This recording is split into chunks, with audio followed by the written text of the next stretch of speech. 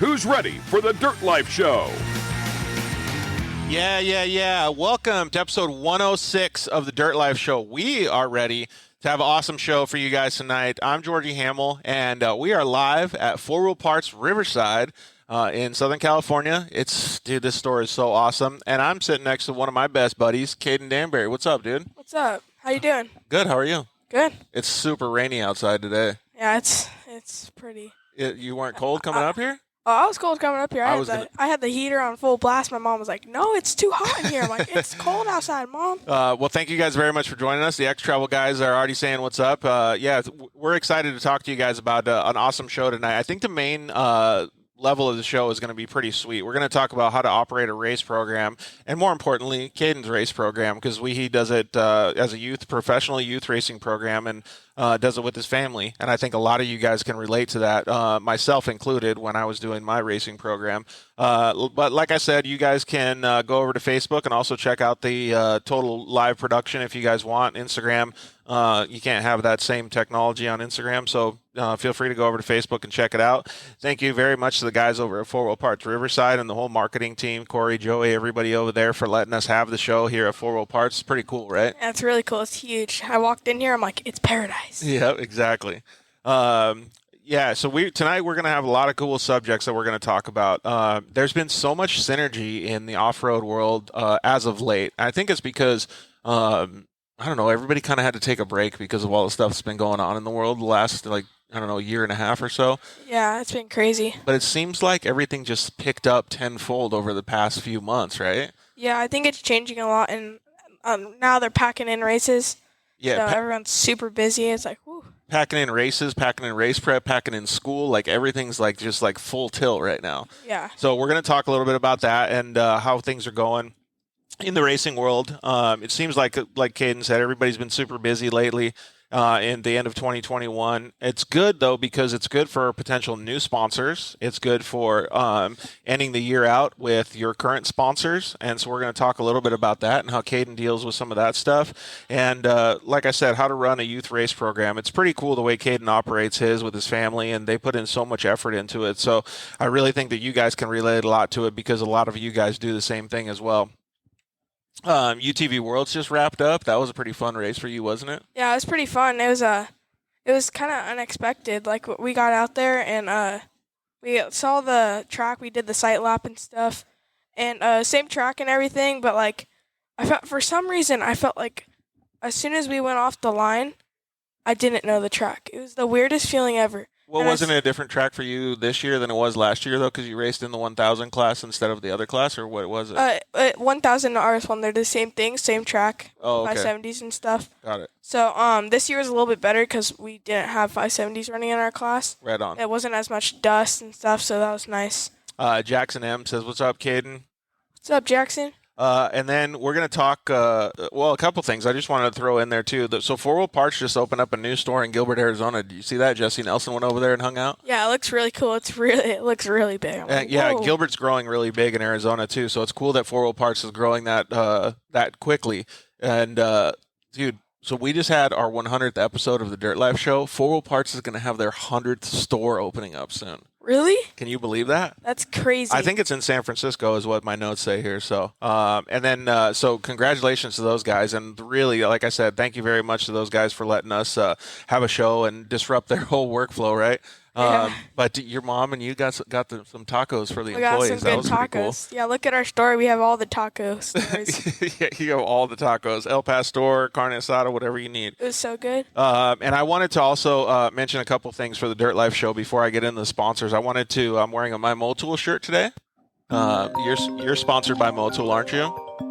Yeah, I just recently got sponsored by them and been running their stuff for a while, and it's been working really good. I love their product. Everything works more way better. Yeah, so I noticed a lot about the Motul products because I just did my first oil change with Motul products the other day on the Unicorn, and the quality of the oil, the color of it. Like, there's a bunch of cool stuff, and they even have a spout that you can like pour it in with. Like, that's super good. So I'm really amped up to try to see how the products do, like at the dunes this week when I go.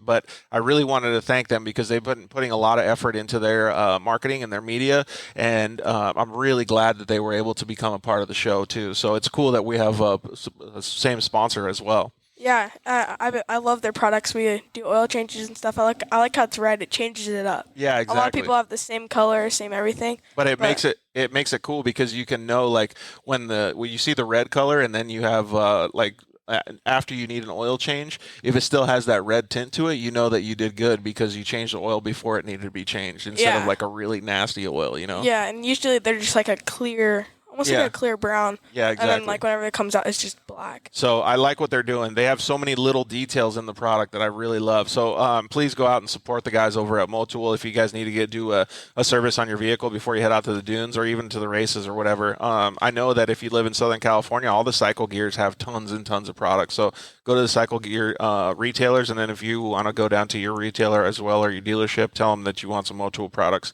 And the cleaner is so amazing. I use that thing so much. My car, like, after I started using that stuff, you could like see like the car just like Shine and Go? Shine and Go. Oh my god, I'm obsessed. It's like gold because it makes your car look brand new. And it smells like Fruity Pebbles. Yeah. So I'm like spraying that thing on like in my helmet. So I'm pretty hyped up about it because I get to go do that and spray down the whole car after tomorrow, before we go out to the dunes. Oh, it's so nice. I love it. And I wanted to welcome Evolution Power Sports, and you know the guys at Evo. Yeah. Yeah. So they wanted to partner up with the show as well. So we're really stoked to have those guys on the show. It's going to be a cool little thing because we're going to be able to get into some other stuff as well. Like, they do all kinds of sand drags.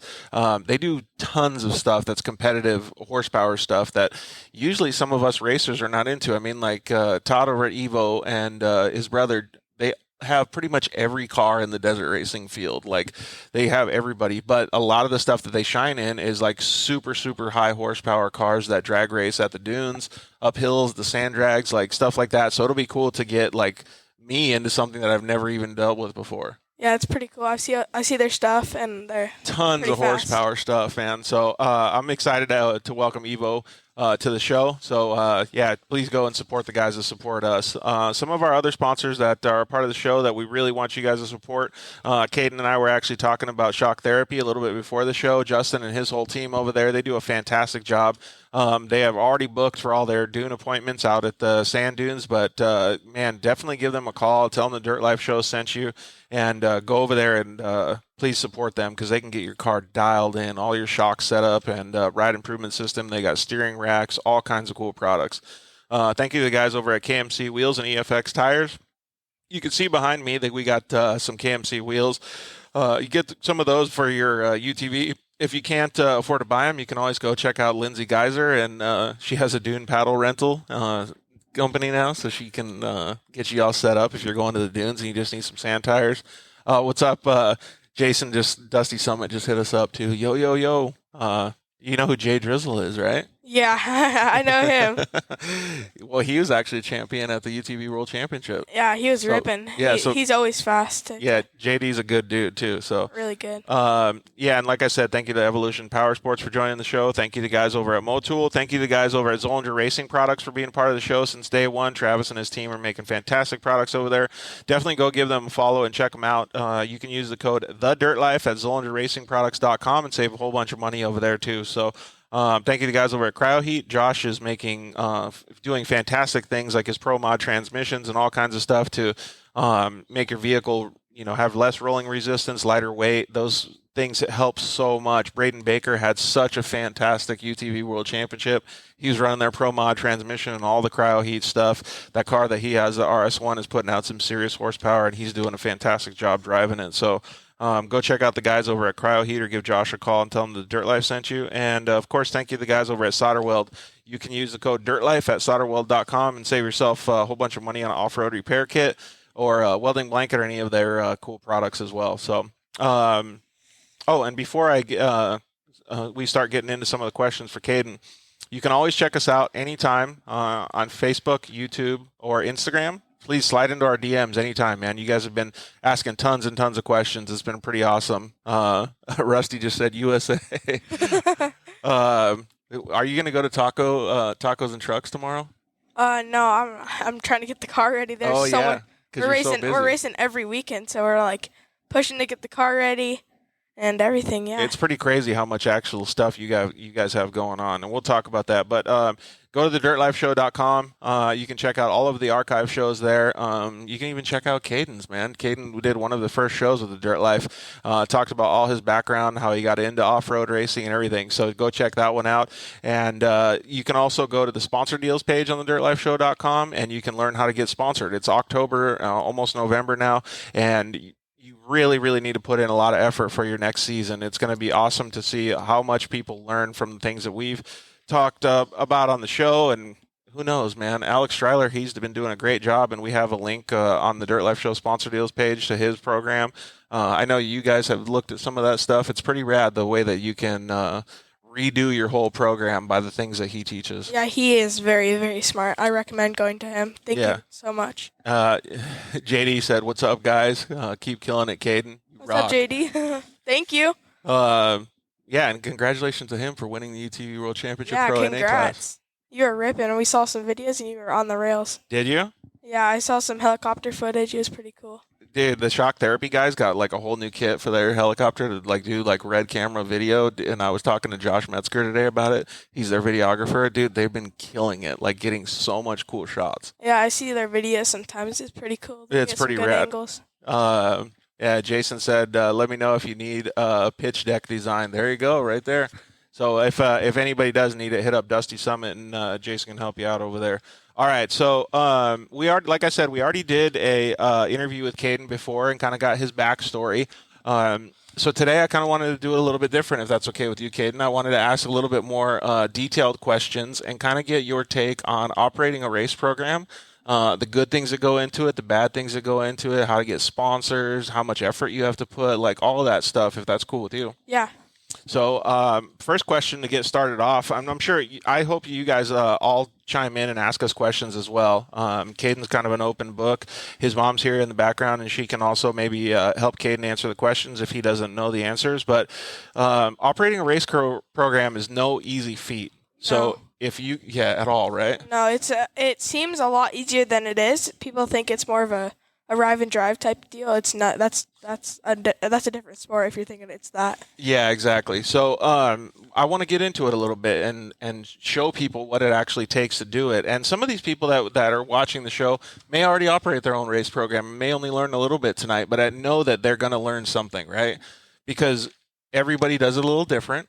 And everybody has a different way of making sure that they achieve the goal, but we all have the same goal. In a racing environment, you want to win, and you want to do good, and you want to have fun with your team and your friends. Yeah. So everybody has the same goal. So, all right. The first question that I wanted to ask was, what's been one of your biggest victories that you've had so far in your you're 13 now, right? Yeah, 13. And you've been racing since when? It's been a long time. It's almost half of my life. I would say, I think this is year 7, I think. Yeah, so let's just say between 6 and 8 years. So if you've been racing 7 years, what has been the biggest victory that you've had so far in your, I'm going to call it a short career just because you're so young, but it's been a crazy ride so far. Yeah, it's been you've had so many things. I mean, you've won races, you've DNF'd races, you've had good sponsors, you've had sponsors that you had to part with. There's so many different things that have happened, but in my mind, whenever I think of the biggest victories in my racing career, I always think of them outside of being on the podium. I think of the friends that I've made, all this different stuff. So what is your biggest victory? My biggest victory is probably at the races, we have a big camp with our race family. We see them every weekend. We see so much that the family, we work together. We just work together on everything and grow together, and it's paying off right now. And some of my biggest victories were some of my main sponsors like Offroad Parts, Polaris. Yeah, and Craig SMG. just messaged me and said, please tell Kaden not to make a mess of his store. Will do, Craig. Will do. Good thing you didn't spill any of your bean burrito that you had earlier. No. So thanks, Craig, for joining in and letting us know who's boss around here. Thank you, Craig. But so the biggest victory is not actually being on the podium then. Yeah, it's not being on the podium as much. I mean, everyone wants to win. Everyone wants to do that. That's but why we all race, right? Yeah, but my biggest victory is the internals of it. If I can get that like to the part where it's getting easier, that's going to be my biggest victory. Do you consider like let's just say you and your dad are working till midnight or something on the car, and you finally find something that in the car and you get it all put together before you get to load up? Like, do you consider those little victories as well? I mean, we can't consider that a victory, but we don't really. We're stoked that it's done, it's ready to go and stuff. But I think the biggest victory is whenever you know you did it right. Yeah, that's what I mean. More than getting it done fast. I can get it done in 2 days, but it won't be done right. Right. If I take my time, I mark my bolts to make sure they're not loose. I could like make it a little easier on everything and check everything, like really inspect everything and make sure it's okay. Then that's a victory. Yeah. If I know the car's ready, that's a victory. Like after the practices, like it's not like a wash the car and arrive to the starting line. It's we bring the car in, we change brake pads, we'll adjust tire pressure if it needs to be adjusted. Like there's so much more that into it. Right. And if we get that done and we know we got it done right, not in a rushing state, then it's a victory to me. Do you guys have like a checklist that you go through, or do you guys just know what you got to do? Oh yeah, we have a checklist. We usually put it on the front of the car as soon as it's washed. Yep. We get it in, we put it on jack stands, and then we just get to work. Yeah, so one of the things that I wanted to talk about, and you can tell me, looks like Corey's joining us too. What's up, Corey? When we had our racing program at a professional level, we had each individual member of the team, even if it was a family member, had an appointed position. So we had a crew chief, we had a tech mechanic, we had a hospitality manager that managed the people coming around. Like everybody had their own role, and it was described to them, and they chose that role before we went to the races. And during that time, we would have checklists that we would go through. So every time the car came on and off the track, the car had to be checked by 2 people.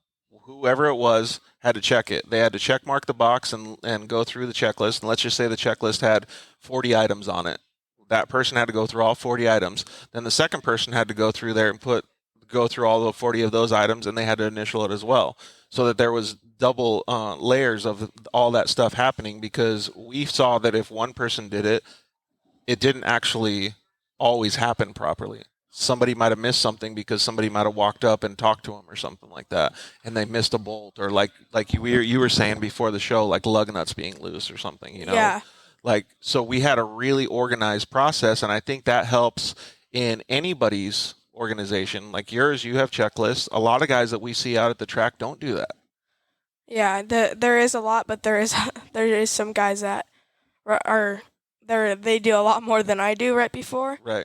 And they're really good at it, and that's my goal right now. My goal is to elevate it a little bit. Yeah, I'm always trying to elevate my program. Like recently, we're like, let's check this now. Like, let's go check this, and now the list is getting to 2 pages now. Right. And we're like, whew, this is a lot, but that's like good it's though, like right? what like, we're supposed to do. Yeah, and so don't you enjoy that learning process? Yeah, I love the learning process. It like for me at least, working on the car is like a relief to me for some reason. Like if I'm like kind of like stressed out because I have to get the car ready in a week for the next race. Yep. Like once I get on the car and start doing it, I'm like, I feel so much better just working on the car. And if I take my time and I know it's right, I'm stoked. Like I change my brake pads and I'll change them right. And I'll make do my little things to them to keep them on and stuff. And then I feel stoked after they're done because I know they're done right.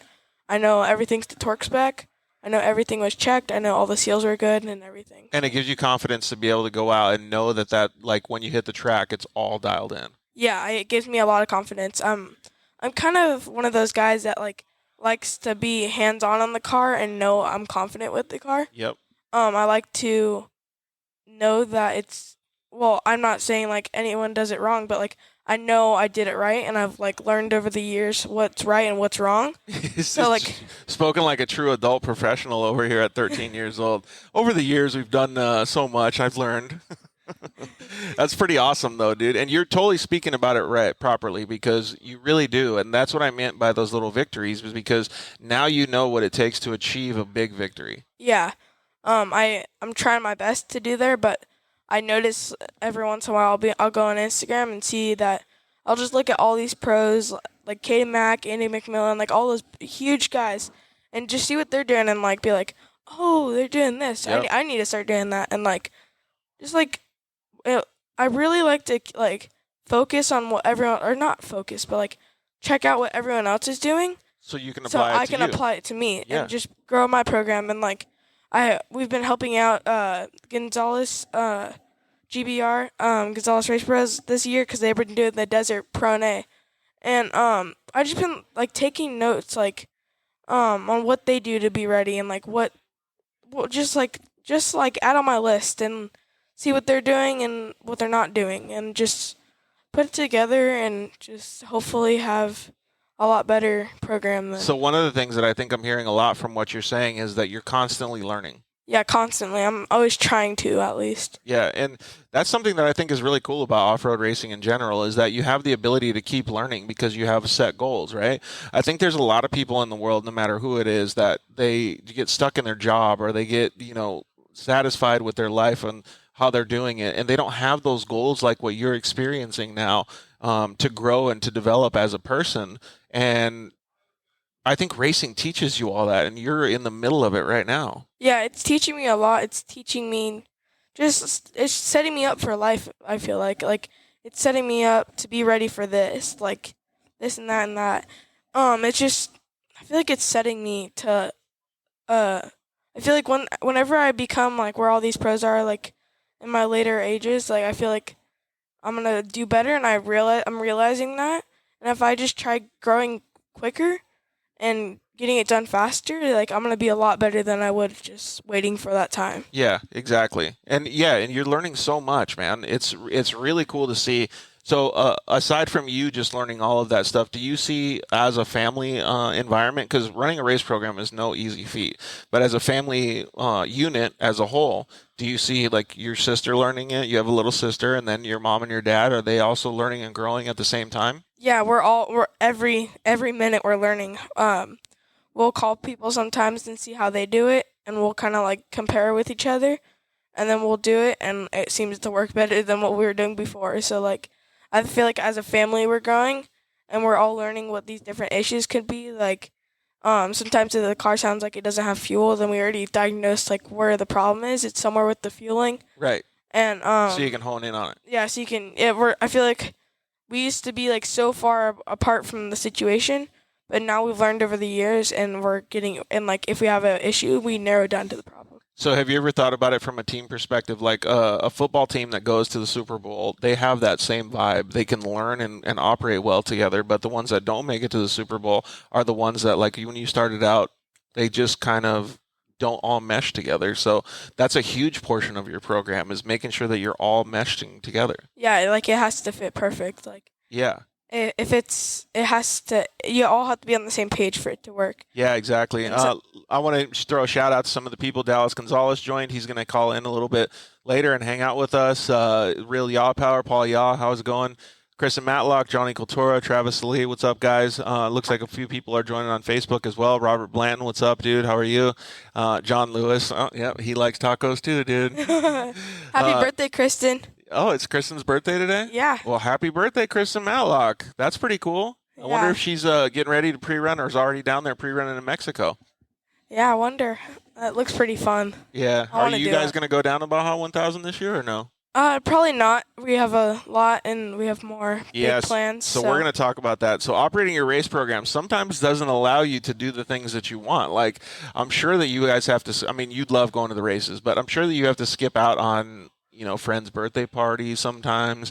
Maybe if somebody has like going to an event like Knott's Berry Farms or something, you have to skip out on that because you have to focus on your goal of winning at the races. Yeah, there's a lot of focusing. I recently found not recently, but I've noticed that if I'm sitting down, I'm missing something and I'm not doing something right. So I notice if I'm sitting down, I gotta look around, and if I see like the littlest thing, like if the car's completely done, the trailer is just ready to throw the car, and I'm just waiting to pull the truck forward with the trailer to load it. I'll just start cleaning the garage and stuff, and just start organizing tools back and everything, because there's always something more to do, right? Yeah, there's always something to do. There's not, if you're sitting on the couch, you're missing something. Look, Jackson said you have cool socks, Kaden. I see a USA too for the American flag socks. Heck yeah. I wore the right socks today. I know it. Robert Blanton would be stoked on you for doing that. Kristen said thank you very much for telling her happy birthday too as well, Kaden. All right, so to me, when I hear this, like, since I've operated my own race program, when I'm hearing you talk, it's like really like I'm into it, right? Like I really enjoy talking about this kind of stuff because it makes me learn as well. So I hope the other people that are watching the show are also learning too.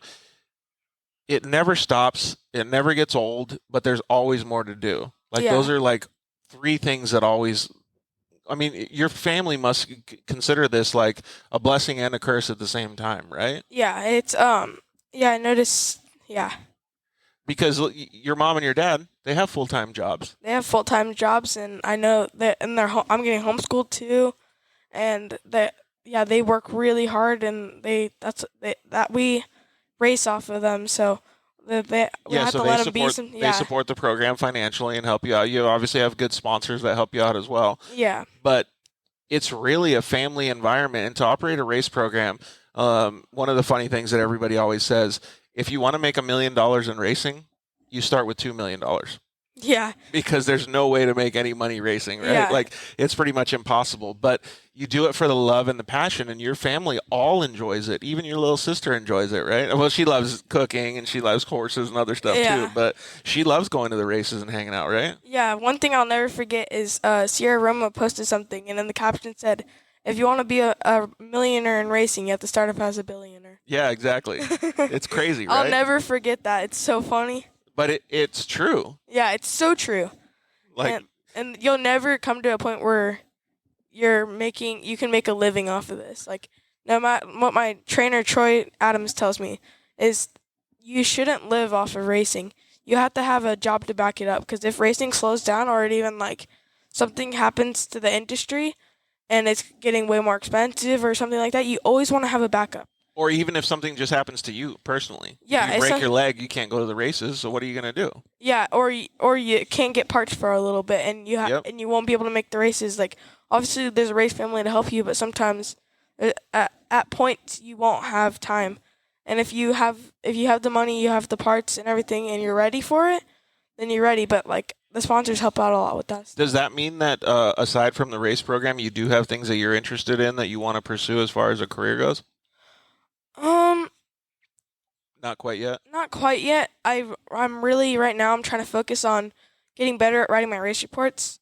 That's what I'm trying to focus on, because I notice sometimes whenever I write my race reports that my mom has to reread them and kind of help me, like, teach me a little bit better.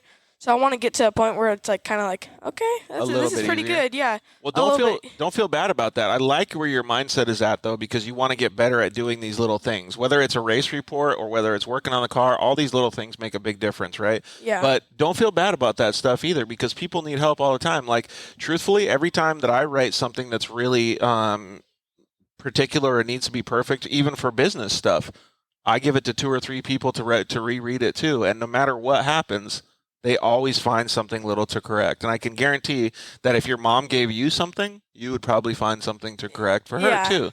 And that's just how people are, right? Like, you just don't see anything. So have you ever heard the term two sets of eyes are better than one? Yeah, I've heard that before. Yeah, so that always helps, right? Like, and it goes back to what I was saying. We'd always have 2 people sign off on the checklist to get the car on course, because somebody will most likely miss something. Yeah. So in a racing program, in a racing environment, you're learning exactly what you need to by understanding what you're good and not good at. Yeah. That's. It's crazy to think, though, right? How much you learn on those little things that you're working on. Yeah, it's really crazy. You You always learn a ton.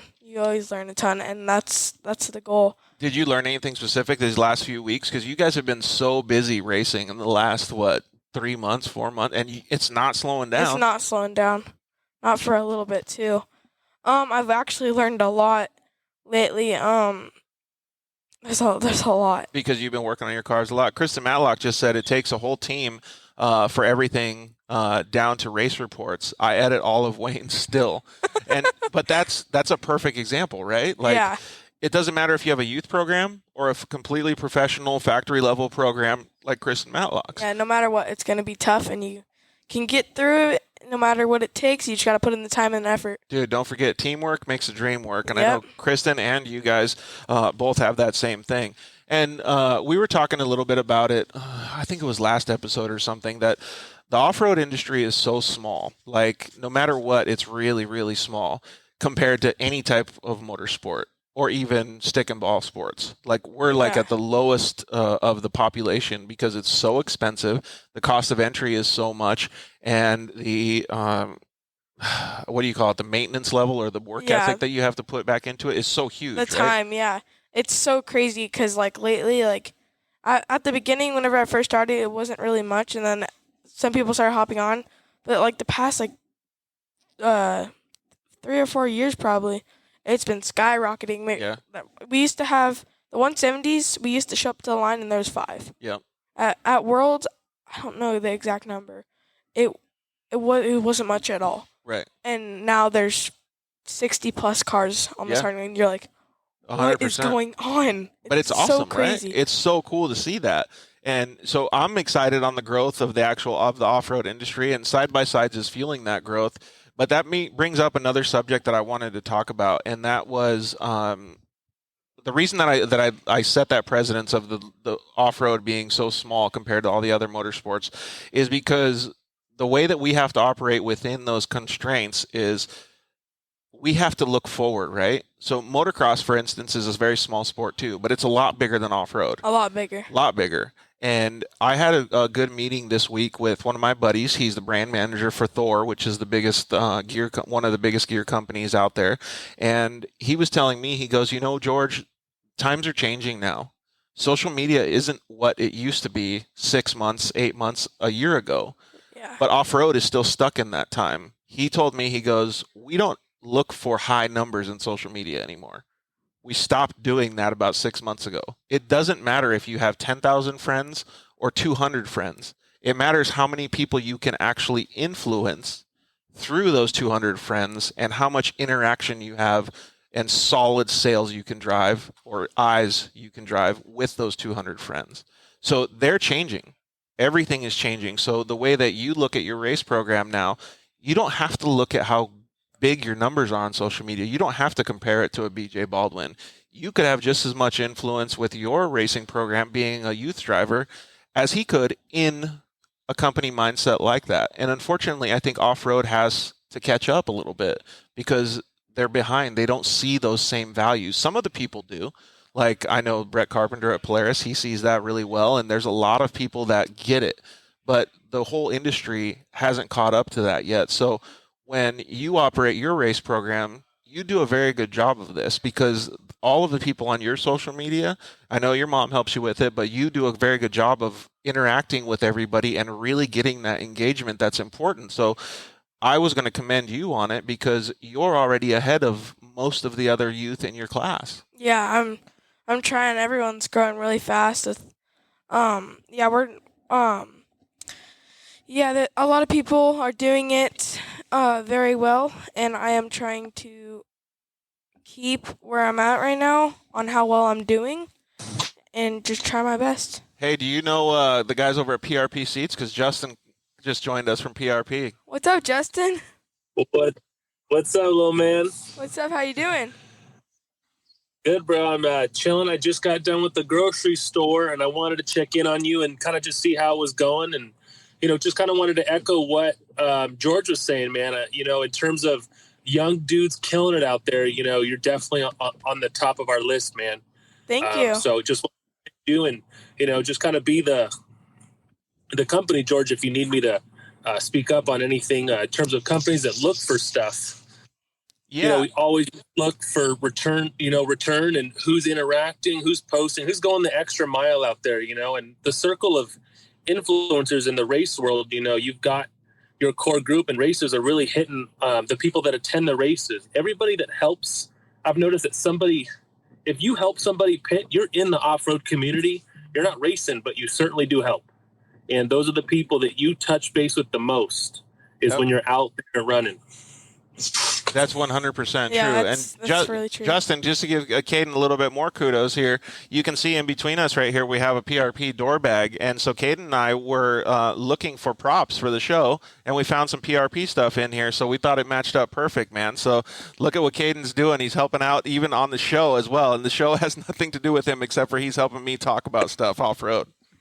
No, I think you've got definitely the young man to do it, and I've had Kaden on our program for 3 years now. So definitely speak something when someone's on your program for that long, and continues to, him and his mom send race reports right when he's done. There's very few people out there that run it by the book. And yeah, so the stuff that Justin's saying means a lot, right? Because he's literally saying it from a point of view that people can grow with him and with his organization. So you're doing a lot to help out his organization at PRP. What's one of the things that you think you've done the best with PRP? And I'm going to ask Justin the same exact question. I think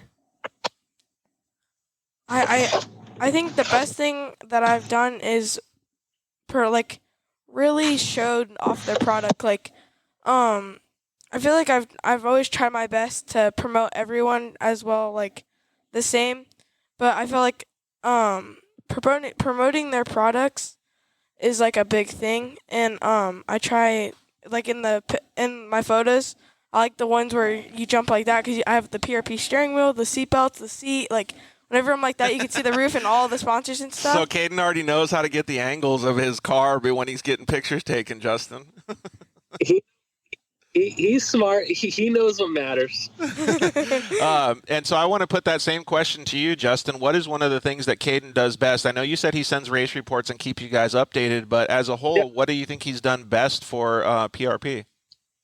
I think in terms of following through. So we have about 190 or so ambassadors and racers that I keep up with. And we always look for the ones that are consistently posting things on time when we ask of them, posting the exact material that we send off, and willing to go the extra mile and create their own verbiage of it. So if we have a new product drop, Kaden's right on the money with the time it needs to be posted at, and going the extra mile too. I think last year, I'll point out, is when we released the Razor belt tool. Kaden was right there ready to do a hands-on video on that. I just said, hey, here's a belt tool before everybody else. Get me a handy-dandy video done, and he was totally about it.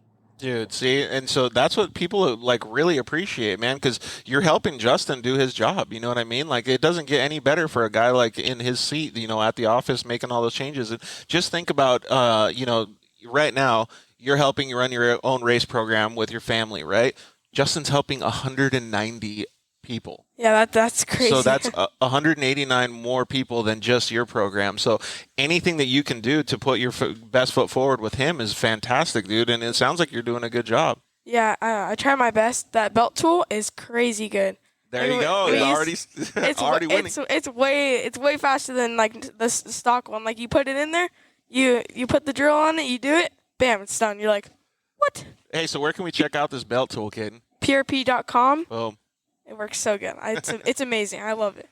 Yeah, Razor, to be specific, you go under UTV, you'll click accessories for Razor, and then it's right down there. But yeah, just wanted to come on and give Mr. Kaden kudos, and anybody that ever runs on our program that's a high level person on our program, I would love to vouch for anything else. If Kaden said, hey, I need your reference, Kaden's one of those dudes I'd be more than happy to give a reference for. Just high caliber person. And Jason as well said it as well. Jason is our marketing director and sales director, said guys like Kaden really stick out in our program. So you're definitely just not impressing me, buddy. So keep on keeping on. Dude, Thank you. Good job, Kaden. Thanks so much for joining us, Justin. We really appreciate it, dude. Happy birthday too. Oh, it's your birthday. Not my birthday. It is never my birthday. Hey, happy birthday, Justin. Those Dune and Destroy boys are up to something. I see everyone saying, I'm like, oh, it's his birthday. They always do it. Those They Dune and do. Destroy boys say happy birthday like every day, though.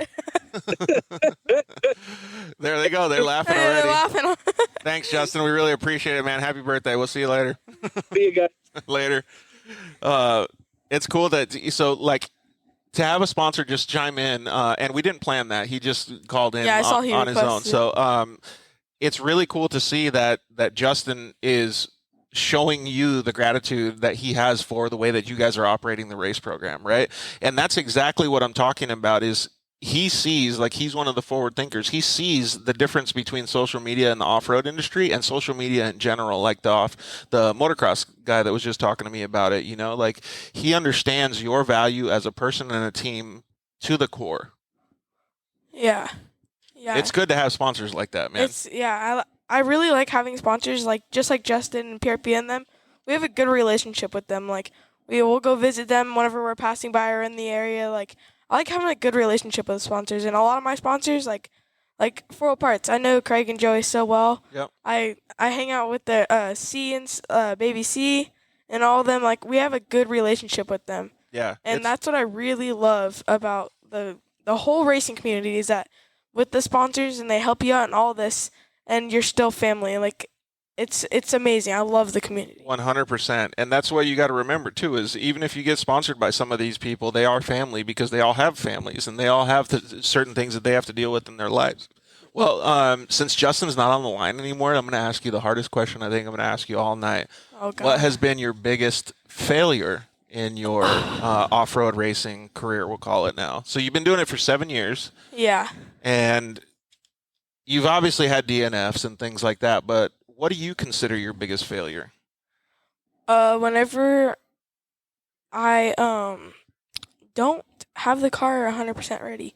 I've had one issue this year that changed my whole perspective on the whole prepping thing was I didn't tighten my lug nuts, I'll put it that way. And I needed to tighten my lug nuts because it's just part of it.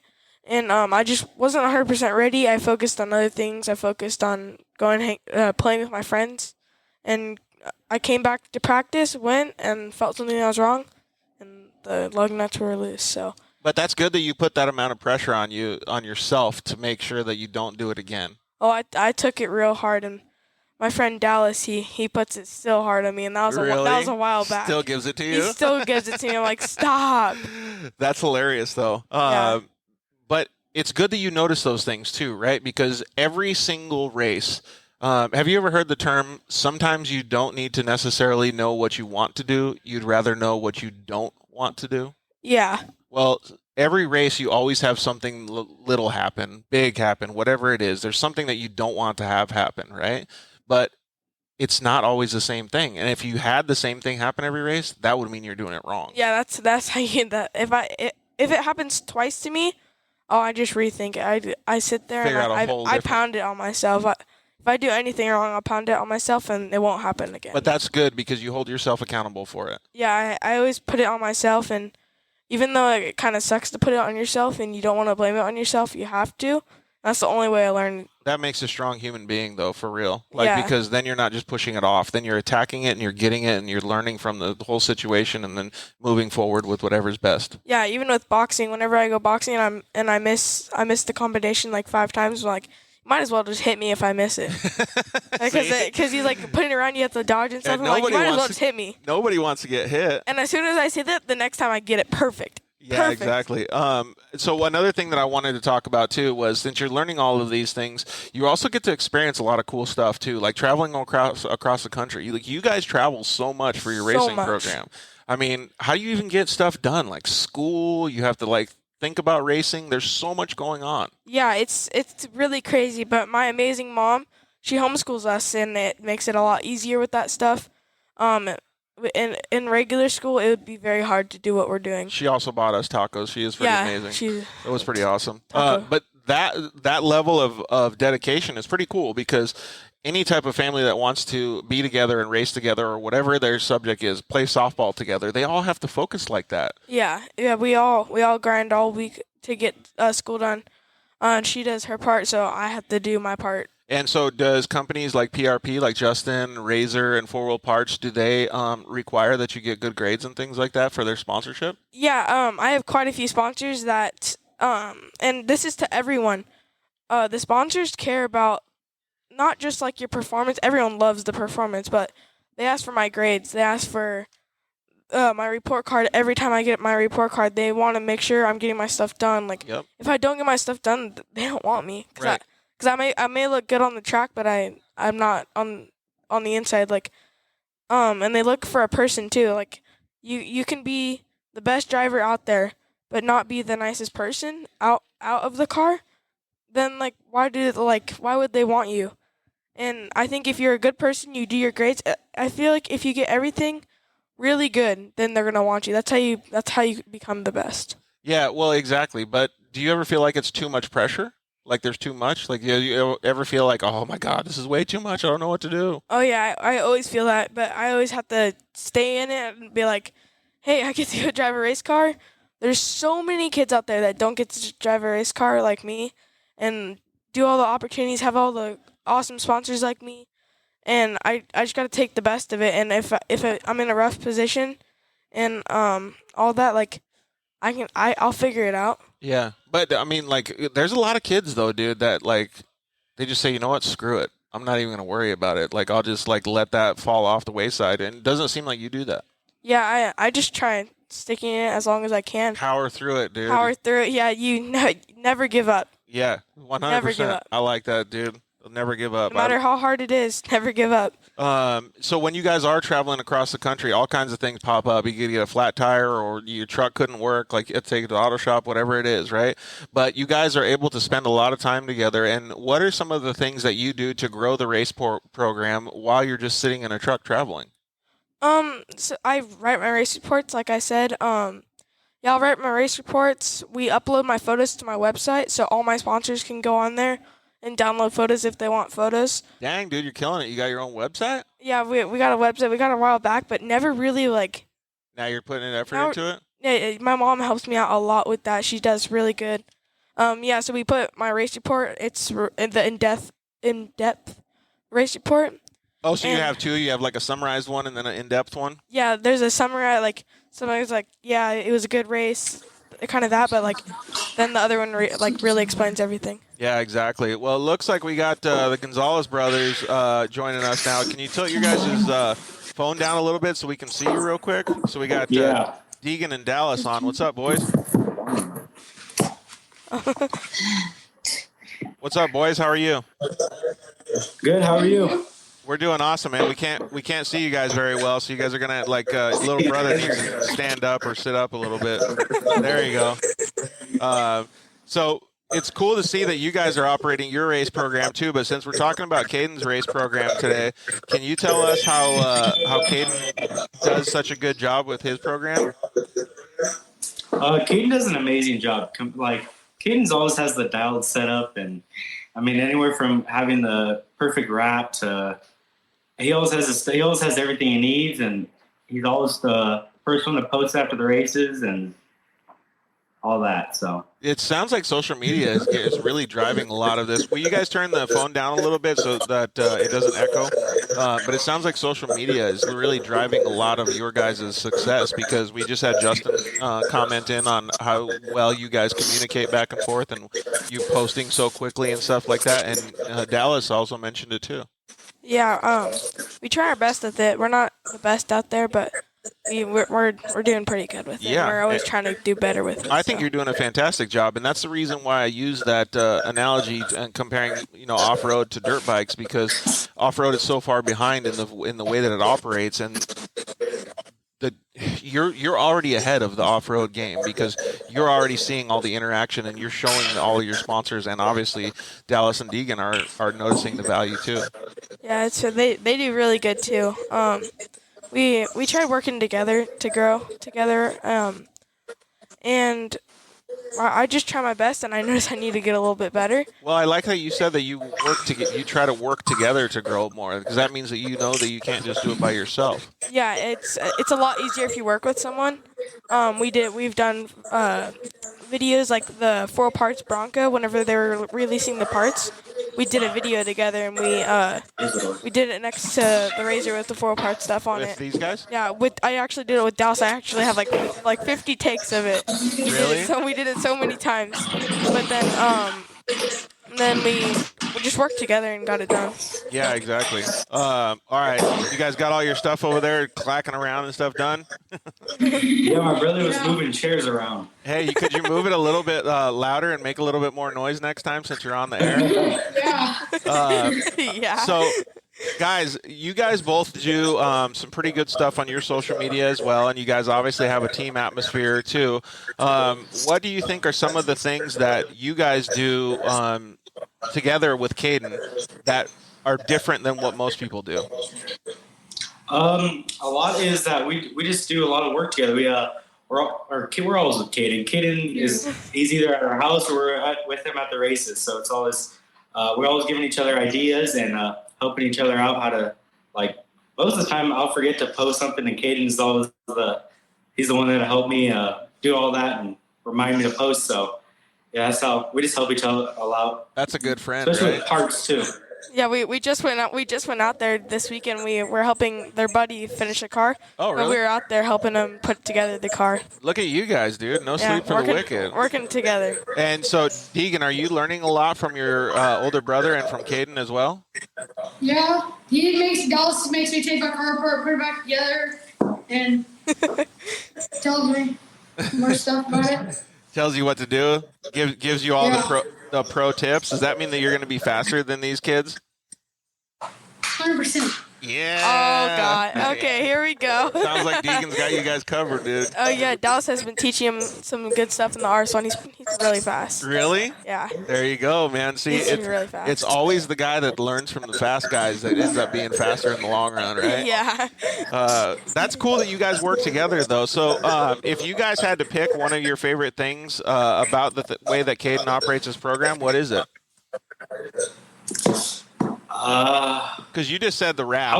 I like the way that Kaden designs all his wraps and stuff, but let's try to figure out something else.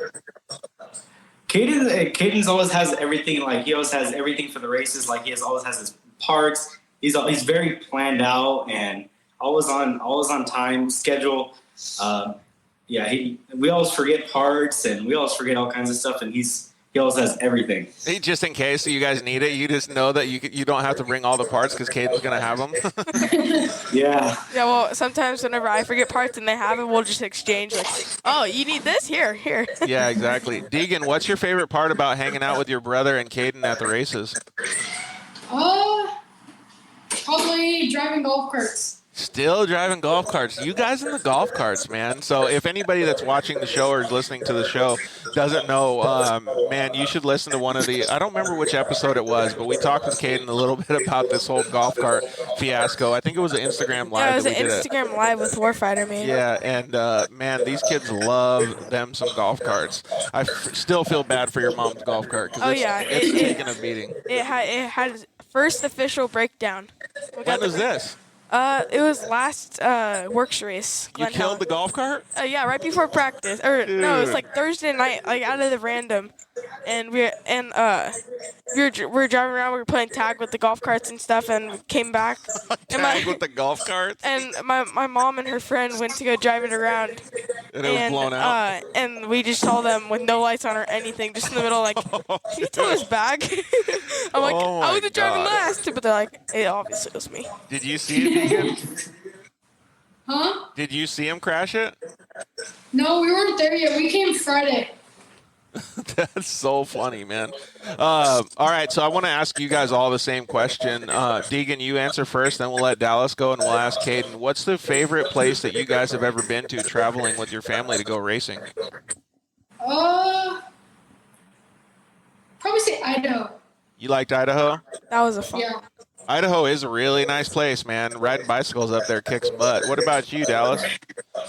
I'd probably say when we went to Vegas to Reno. Which was your favorite part of that? Like not being in Vegas, probably like in Reno or something? Probably Thursday night after tech.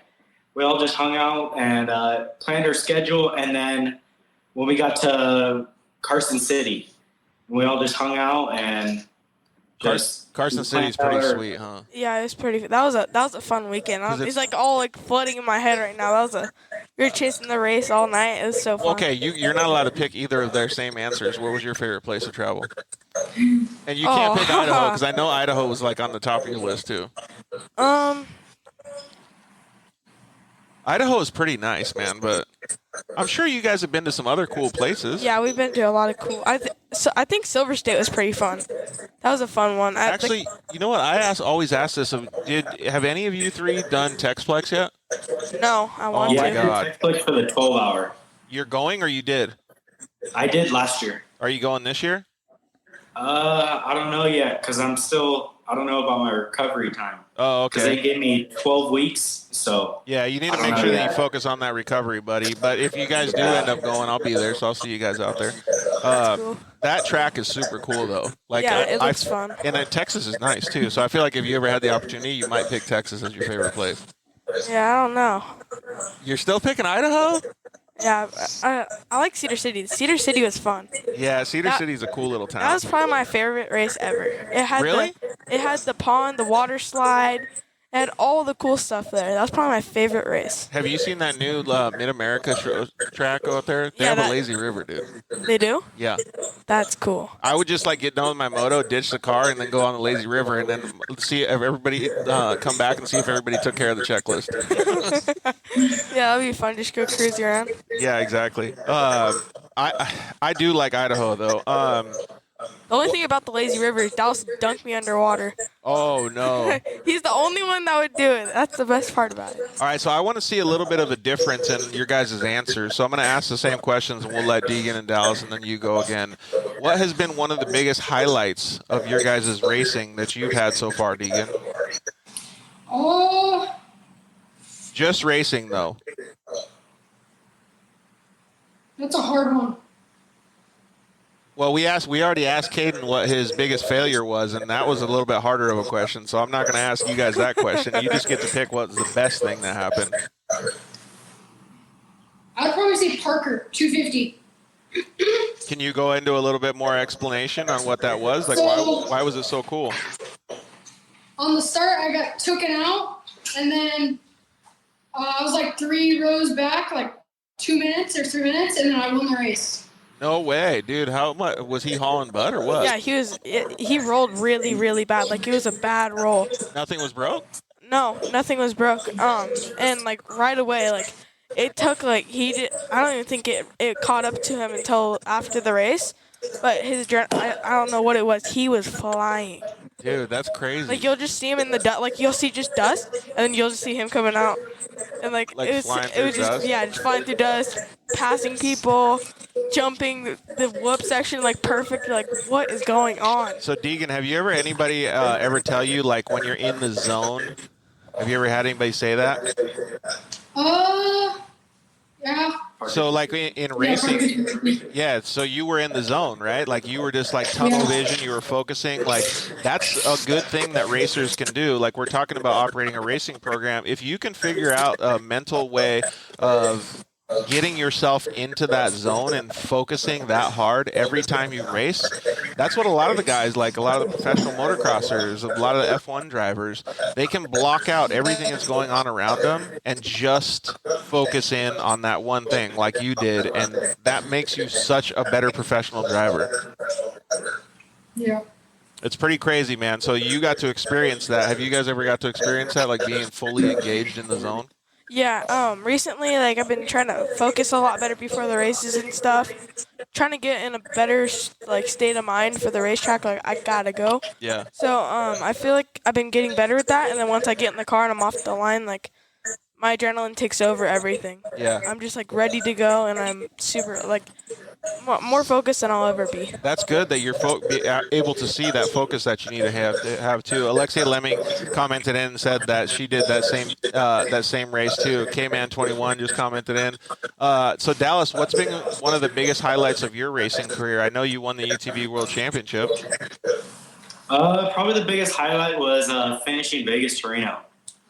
Yeah, All by myself at you did a good there. young age too. So Yeah, after we had some problems and all that, so we still finished. And Yeah, he was battling for the lead the entire race. It was 1, 2, 3. It was him, JD, and another Carson guy. really. And the entire race, like, it would come into the pit, and every time someone new was leading. That is so crazy. But the last 100 miles was a little rough, and we ran into some issues during the race. But like Dallas, like never gave up, and he was right there on the top box the entire time. Like So never. listening to you guys talk, it sounds like your family or you went and supported them. Yeah, we've gone to all his Best in the Desert races. Man, so that's probably helping you learn a lot too. Yeah, we're learning. That's how we're learning a lot, and we're learning together, and we're just growing together. And we want to help out our family. So. It's pretty cool. All right, so Dallas and Deegan, I bet you want to know what Caden's biggest highlight is. What is it, Kaden? Probably my biggest highlight was probably my Works 250 championship. Was that pretty sweet? That was a pretty good one because I felt like pretty good because I only got 2 wins that year, but I just stayed consistent and on the podium, and it got me a win. Yeah, that's cool. But you realized what it takes to win a championship at that point. Yeah, but right now everything's super strong, so now it's like driving the best, not being the most consistent. Like with non-braking wise, it's who can be the fastest now. Yeah, and you almost have zero chance of error, or like you can't make anything go wrong. You can't make a mistake, or you're gonna ruin the race. Yeah, exactly. Braden Baker was right behind until he blew a clutch too. They said. That's crazy. All right, boys. Is there anything else that you want to talk about for Caden's racing program before we let you guys go? No, not really. That's pretty much it. So, but yeah, Kaden helps a lot. So I was gonna say, like, you didn't notice that we got Sarah brought tacos. That was a huge part of Caden's racing program that I'm appreciative of today. Yeah, it made the year. Their racing program is amazing, and like even at the races, like Vegas, Reno, the moms they were Chase 1.4. Yeah, Chase 1.4. They were in the SUV, and all they had was the food and everything for everybody. So it was nice. We got to the finish, and they all had food. They went to McDonald's. They stopped at McDonald's on the way there. And Silver State, they had the flatbed, and the flatbed broke. Dude, I think every single team out there, even like the Red Bull teams and like all these big teams, I think they should all have a Chase 1.4 with snacks. Yeah, they're Chase 1.4 because they're not quite one yet. Because they broke the flatbed, so they're 1.4. Oh, okay. So they can make it up. Yeah, I can hear Jess in the background. She was a part of Chase 1.4. That's perfect, though. 1.4 has snacks and sodas and all that stuff. That's probably the most important Chase vehicle of the whole crew, right? Yeah, if you want to take a nap, you can hop in Chase 1.4. And eat snacks. Yeah, JD needs one. Yeah, exactly. I think everybody needs a Chase 1.4, JD. All right, well, thanks, boys, for joining us. We really appreciate it, and hope your recovery goes well, Dallas. Thanks for hanging out, Deegan. Thank you. All right, we'll see you guys later. Thanks. See you guys. All right. Bye-bye. Bye. That brings a lot of the family vibe and atmosphere to the racing, right? Like, we're talking serious stuff tonight. Like, we're talking about operating a racing program, but you learn so much and understanding what a good team atmosphere that you guys all have. Yeah, they're my second family. One time I stayed there for, it was a month. It was around a month. I stayed there, and we just hung out, drove razors, had a good time, and I see them every weekend. Yeah. Like, and you live in 2 different states. It's crazy. Yeah, it's fine. Whenever we have to test the car to see if the check engine light will come back on, we're going to the Gonzaleses. That's crazy because they have the right tools for the job, right? Yeah. It's so cool to see that, though, because, and this is the thing that the racing culture brings, or motorsports, or just, I mean, even like national softball and stuff like that. It really brings all this stuff to light because most kids, like, even if they live down the street from their best friends, sometimes they can't see each other on the weekend because they don't get to spend the night because their dad's busy, the mom's busy, whatever it is. And the racing culture brings it to like the whole family vibe to the next level. Yeah, it's the racing community is a family. Yeah, It can be considered a family because everyone sees each other so often. They talk to each other just like they live next door. Dude, 100%. I talk to Dallas every day, so Yeah. it's like he's my neighbor. That's pretty Yeah, cool, though, we right? see him so much. It's And you just saw him this weekend, like you said. So if we're talking about the racing family, your family has, I don't want to say specific jobs because everybody does their own thing and helps out, but each person is good at something in your racing program. You're a very good driver. You're learning how to work on a car. You're learning social media. Your mom helps with social media. Your dad helps work on the cars. Remy helps with a lot of stuff. Your little sister. So yeah, she's the baking queen. what are kind of the understood things that people do in your family to help each other? Like your mom, you know that your mom is the person to ask about social media stuff, right? Yeah, she's really good in that. She knows a lot about it, and it helps me out just learning from her. Did she know about that before, or she kind of started learning about it when you wanted to get into it? The social media thing. Yeah. Whenever we first got into it, like I made like an Instagram post, like, oh, look at this car I'm sitting in. But like over the years, she's learned so much from all these pros doing it, and just she's learned so much from it, and she's a student of the game. yeah, she's the best at it. She really helps me stay on task. If I'm not on task, she's like, "Come on, Kaden, you know what you got to do. You have to get this done." Like she like really keeps me on track, and like without her, I would just be a mess right now. I wouldn't be where I was at. Yeah. She helps me out so much, and my dad helps out so much with the car. If I'm overloaded with school, he's out there working on the car, getting it done for me, and I'll do as much as I can, but until a point.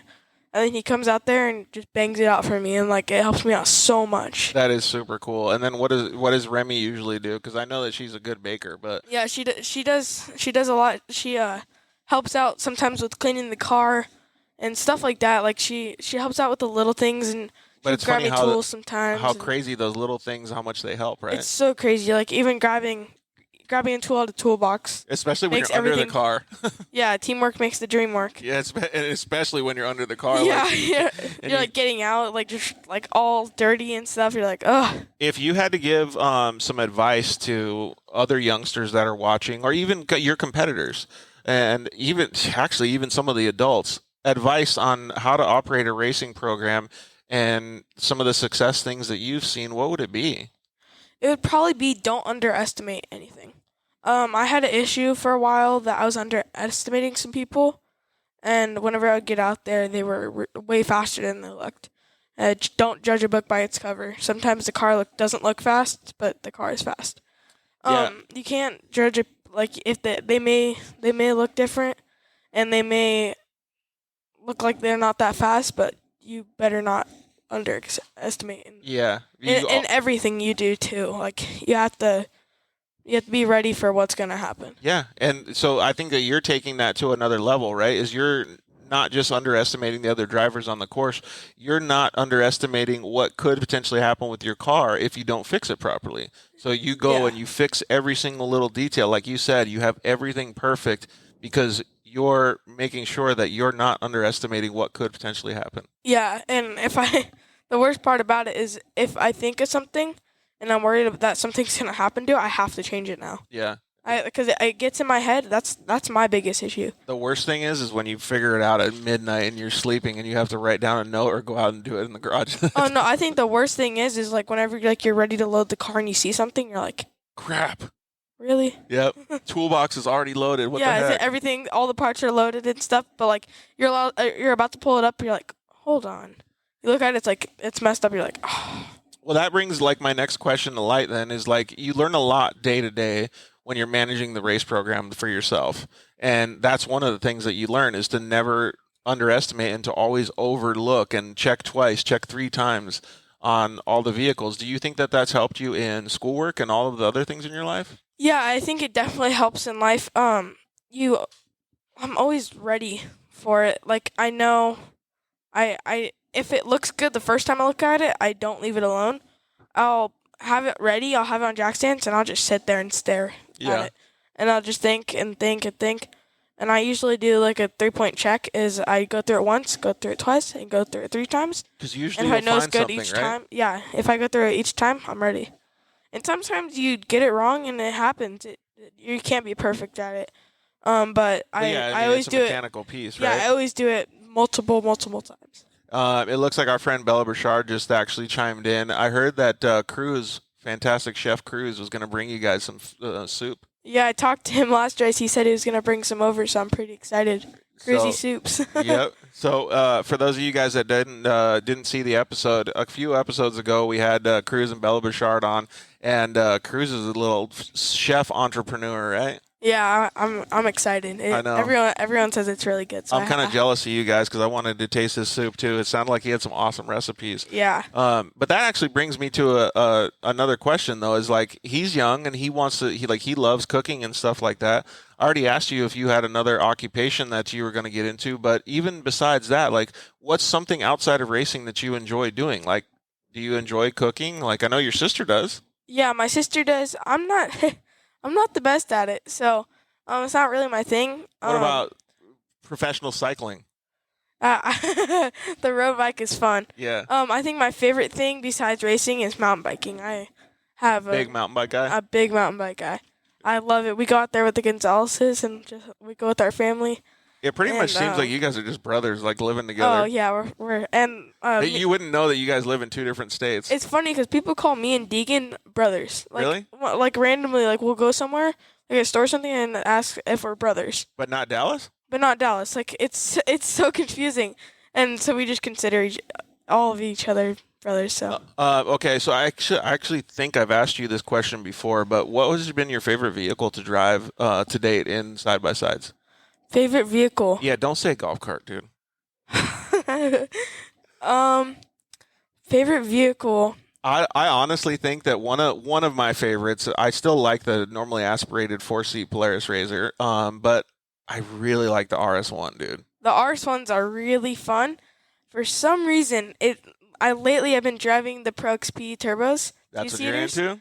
And those things are pretty cool. You're into it? I'm digging them. Did you see the new vehicle that Polaris just launched? Oh, I'm excited. I was talking about the 200. Just kidding.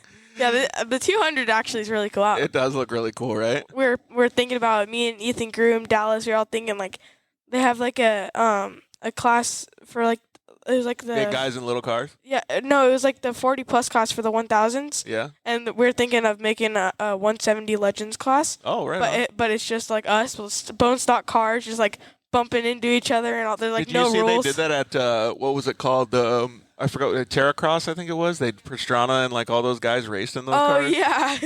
Their heads were sticking out the side. I saw, and they were like the minivans and stuff. And they were hitting the Lucas shock. Woo! Yep, exactly. So, what do you think about the new Polaris Pro R?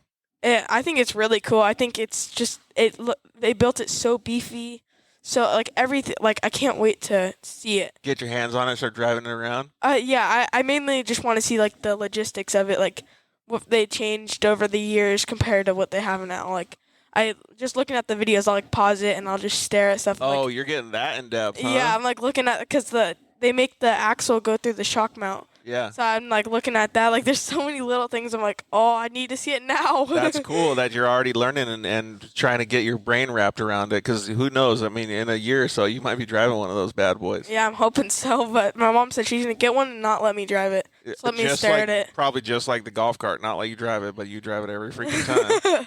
Yeah, I'll eventually talk her into it. Did you watch? Unfortunately, RJ couldn't come on because he had a photo shoot that he had to do today. But did you watch the RJ Anderson video jump cuts? Yeah, that was really good. I like that. So if any of our audience hasn't seen that, you got to watch the new jump cuts video by RJ Anderson. It was insane. He drove a Polaris Pro R through the streets of Long Beach, just hucking it everywhere. Yeah, I think the coolest jump out of the whole thing was whenever he jumped all the way over the sidewalk right into the stairs. Oh, going down, that was like, crazy, what? right? I was like, how did, what? I was thinking the city of Long Beach is freaking crazy because it must have broke some of that cement when he landed on those stairs. Yeah, and I've heard and he jumped up?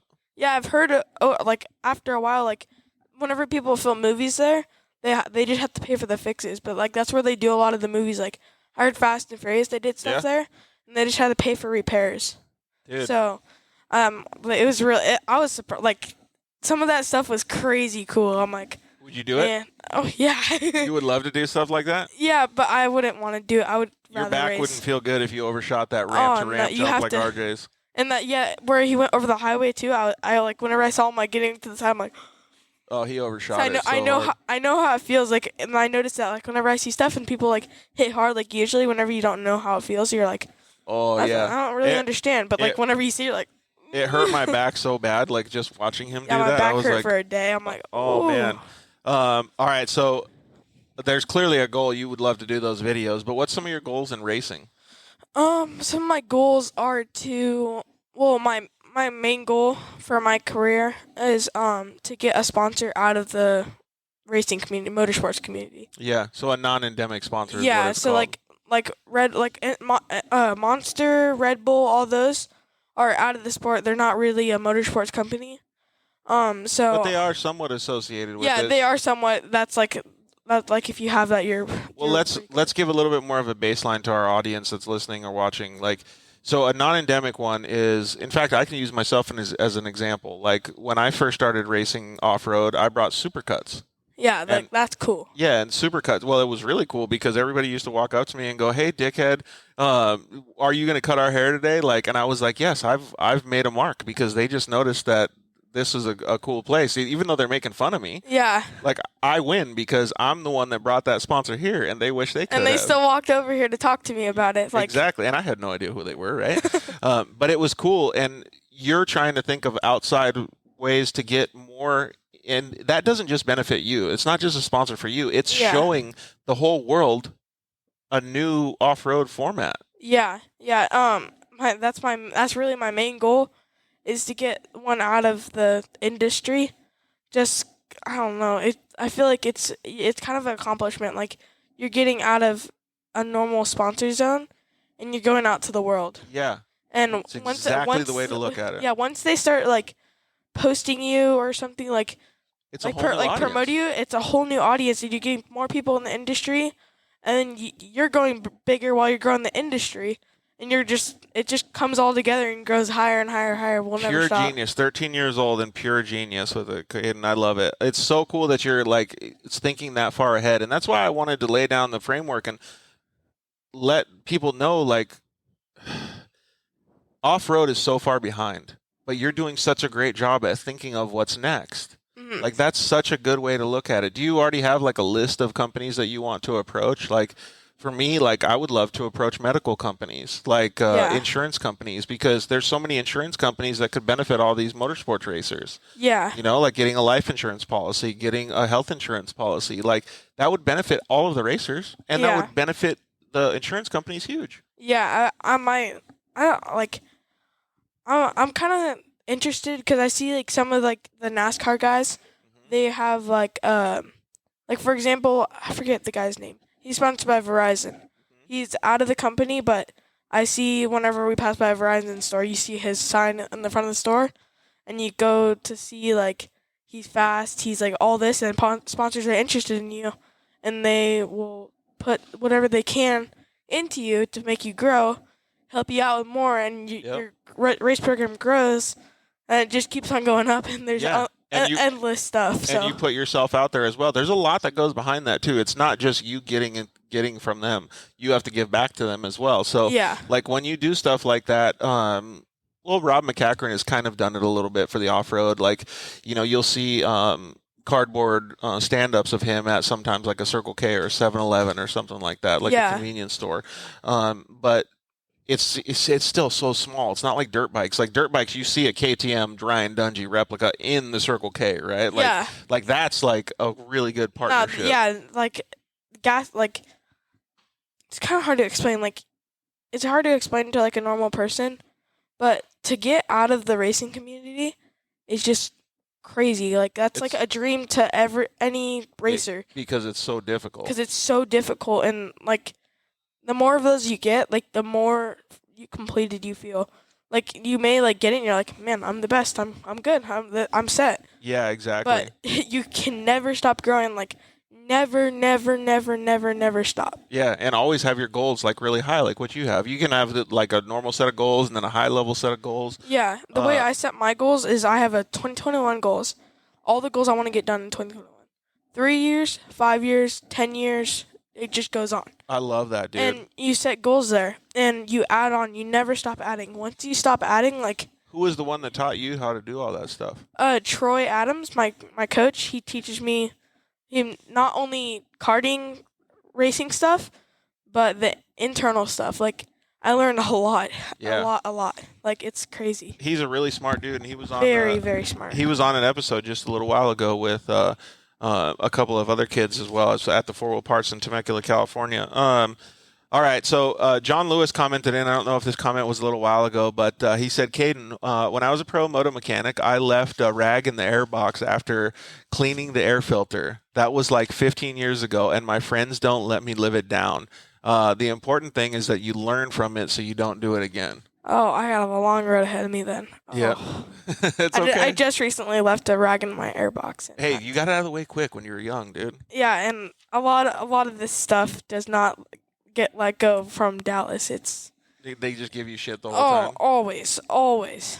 I'll be like working on the car. He's like, "Don't leave a rag in the air box." I'm like, that's so okay funny. though, because they're giving you a little bit of love at the same time. Yeah, right? and they're teaching me to not do it again because I'm like, I make sure everything's perfect that I touched because like I don't want another thing to add to the list. Yeah, exactly. All right. Well, we have one last subject that I wanted to talk about, but I want to go to commercial break and give us a second to before we talk about it, and then we'll thank all of our sponsors real quick, and then we'll come right back. So you guys on Instagram, you guys can go over to Facebook, look at some of the commercials or whatever, but we're going to be right back.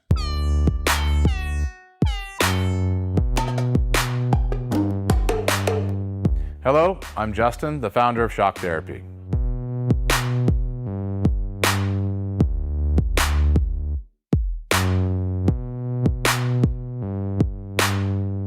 Shock Therapy has been around for 5 years, but we have personally been tuning suspension on off-road cars and race vehicles for over 25 years. We tune between 10 and 15 cars per day, every single day of the week.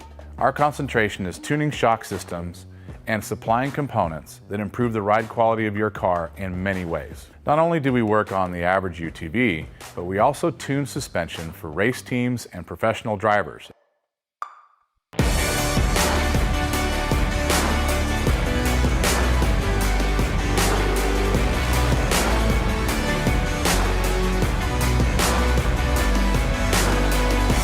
We currently tune for over 87 race teams in Best in Desert and Score. Our clients and race teams rely on our suspension components to allow them to win races and keep them safe. Suspension is a moving target. We are always trying to hit that target with every customer that we work with. Each customer's needs can be different, and we tune our kits accordingly. Our research and development never stops. We improve our components every single day. As the industry evolves and improves, so do our parts and kits. As of right now, we have over 100 products for UTVs. So when you bring your car to us, you have the satisfaction of knowing that you have the most experience, the highest quality products, and the fact that your car is being tuned specifically to you.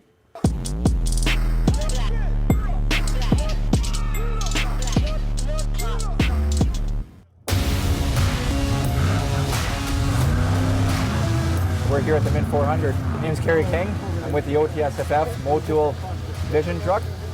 Motul oil is a big part of our race program.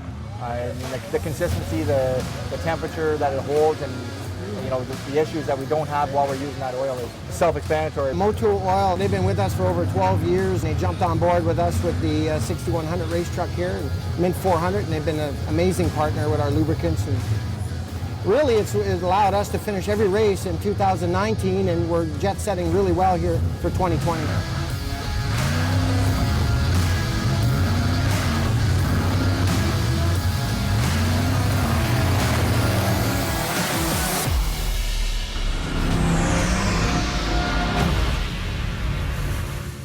Zollinger Racing builds the best aftermarket products available. Products for your UTV or snowmobile, including billet radius rods, billet tie rods, billet steering knuckles, billet steering racks, alternator kits, and much more. All manufactured in the United States in-house at their headquarters in Nibley, Utah. Travis Zollinger and his team test in some of the most brutal conditions, racing in places like the Best in the Desert Mint 400, Ultra 4 King of the Hammers, UTV World Championships, and many more. Visit ZollingerRacingProducts.com and use the code DIRTLIFE to get 10% off your next purchase, and join us on social media at Zollinger Racing Products to see our products in action. Zollinger Racing, the best products, period.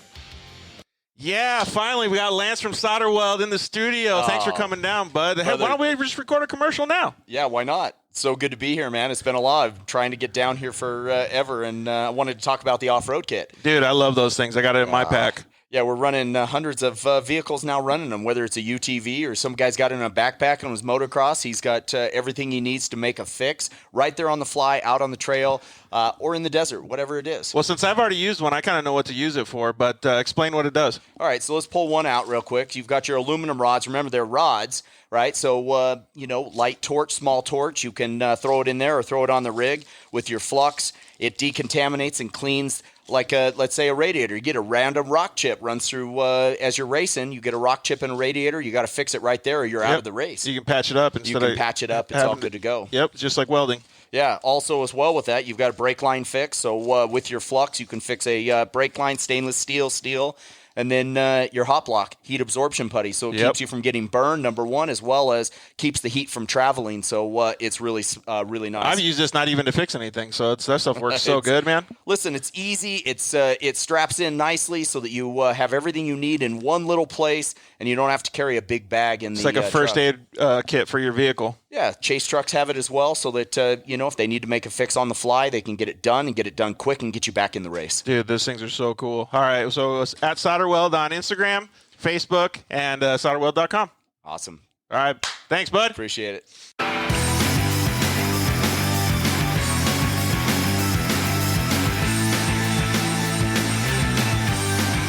Yeah, we are back. Thank you very much for letting us take that short little break. We really appreciate you guys hanging tight with us. We only got a few people on, but it's still a good last little segment of our show here. I'm glad we got to get to some of the sponsors as well. Thank you to all those guys for supporting the show. That Evo commercial is super cool too, especially with the dunes. All right, so Kaden, I got just a couple more questions before we do the rapid fire Q&A. But what are your plans outside of racing? My plans outside of racing? I know you just said you got like short-term goals, long-term goals. Yeah. So I'm not gonna just do racing, for a living because I just can't do that. I want to have a real job. Yeah. Even if I'm really busy and stuff. I want to have a real job to back that up, just in case. I don't know exactly what I want to be yet. You're still young. I mean, you got plenty of time to figure it out. I have lots of things. I'll pop up lots of random things that I want to be.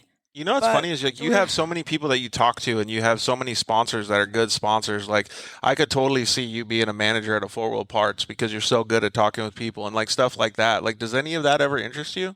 Yeah, sometimes it does.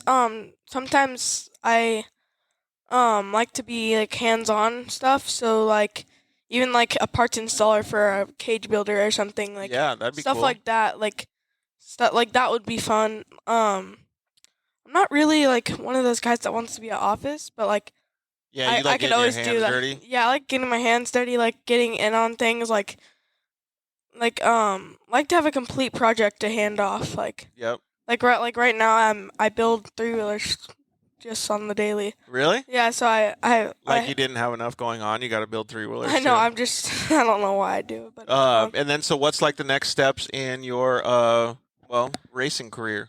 So right now I am announcing that next year I'm going to be racing the super stock class in Best in the Desert. Really? Yeah. Dude. So Dirt Life first right here, guys. Yeah, this is the first announcement. Caden's announcing it. I haven't even posted it yet, so you guys are the first to hear it. I'm sure you'll post it tomorrow too or yeah, something, right? Somewhere. All right, so give us a little bit more of a background then. So you want to go desert racing? Yes, so since I started racing, I've always wanted to go desert racing. Like, I in my 170, I had a siren in my 170 because I was putting it Big on to horn pass guy? people. I always want to put a spare tire on my 170. Like, I was so about it. Like, I wanted 2 seats so someone ride with me. Like, I was so about it, and like then I realized like I had to have a like car and stuff. So then, but for years and years and years, I've always wanted to do it. And I'm getting to the age, and you can finally go desert I racing. can finally go desert racing, and There's so many things to think about though. Like we slowly like have been getting the ideas and putting it all together. Like just taking all these notes. That's why I've been pitting with the Gonzaleses, because learning, and see their mistakes and see what we can prepare for. That's so cool. What's the class called? Super stock? It's called Super Stock, so it is a low money class. You don't Low have cost of entry. Yeah, it's you don't have to pay for a fuel cell. You don't have to get a ton of that stuff. You really just like you can buy a showroom car, go to IMG, buy a cage, and put a spare tire, and get a GPS and a horn, and then you're dialed in. And you're ready. Dude, that's pretty cool, man. So, is it called the rally class too, or is it called just Super Stock? This is a new one next year. So it's the first class ever, or it's brand new. Next year's gonna be the first year. They literally just announced the rules. It's like don't take off your bed.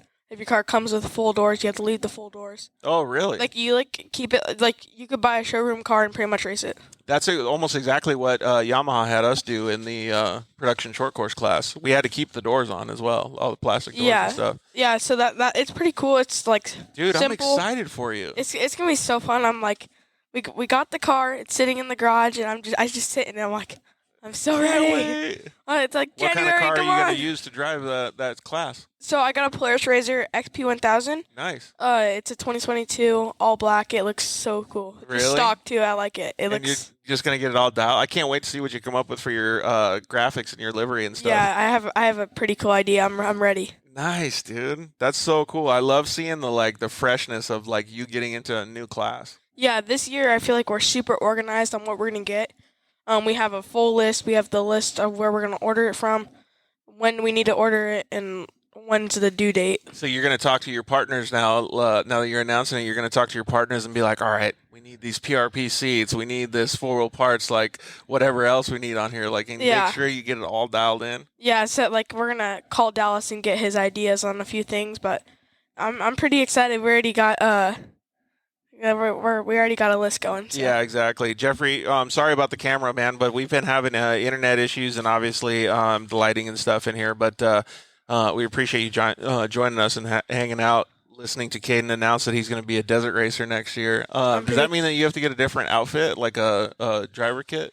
I don't know. I don't think so because I grow so fast. So I just wait till you're. I have a new suit already for this year. I got it at Idaho. Oh. So that was a couple of races ago.